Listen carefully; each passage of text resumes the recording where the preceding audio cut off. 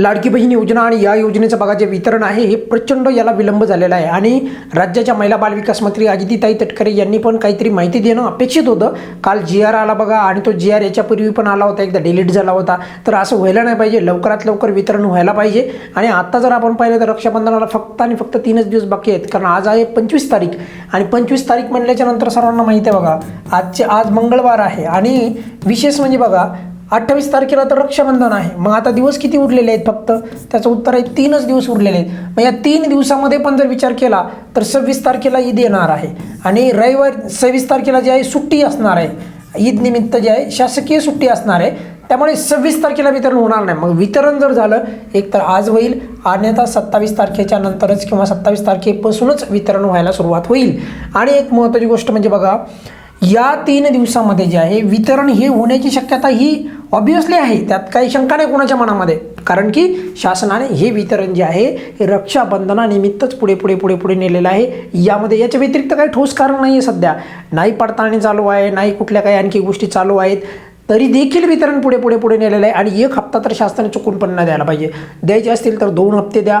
आता एक केविलवाणी प्रयत्न नाही करायला पाहिजे. एक तर महागाई वाढलेली आहे, महागाई वाढली असताना पण हप्ता वाढलेला नाही, 2 वर्ष झाला हप्ता वाढलेला नाही. लाडक्या बहिणी प्रचंड आतुरतेने वाट पाहत आहेत की कधी रक्षाबंधनानिमित्त आम्हाला गुड न्यूज येते का, की आमचे लाडकी बहीण योजनेचे राहिले 2100 रुपये, 1750 रुपये म्हणजे 1500मध्ये तुम्ही 250 रुपये तरी ॲड करा, म्हणजे 1750 रुपये तर लाडक्या बहिणीचं वितरण करा. ते पण होत नाही आणि महागाई तर वाढत आहे.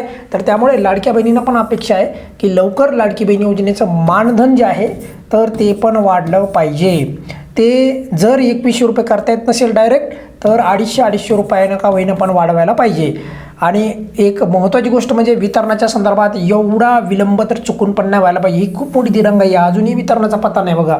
आणि तुमच्या मनामध्ये प्रश्न साहजिकच पडला असेल की सर किती दिवस झाला आहे, 2 महिने झाला आहे की हे वितरण आज उद्या करता एवढा मोठा विलंब झालेला आहे, कारण त्या विलंबनामागे कोणतंही ठोस कारण नाही बघा. त्यामुळे आता जे आहे की याच दिवशी वितरण होईल असं म्हणणं फार ते चुकीचं ठरेल, कारण यावेळेचं वितरण आपण एवढं म्हणू शकतो की 26 तारखेला सुट्टी आहे, त्यामुळे सुट्टीच्या दिवशी वितरण होणार नाही.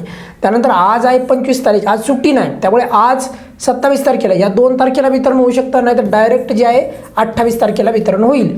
पण मात्र याच्यामध्ये सर्व जर गोष्टी आपण जर विचार केला तर काल GR आला होता, आपण समजून घेऊयात की ज्या दिवशी GR येतो त्याच दिवशी वितरण होतं असं घडत नाही.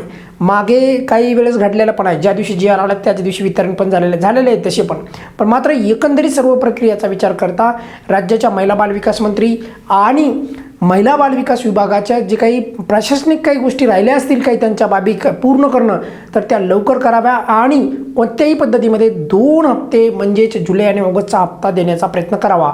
आज जर कोणत्याही पद्धतीने जर वितरणाची जर का अपडेट आली तर तुम्हाला सर्वात अगोदर आपल्या चॅनलवर पुराव्यासहित देण्यात येईल.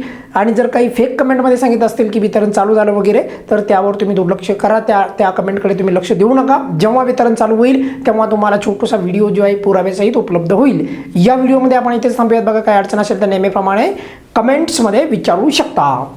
धन्यवाद.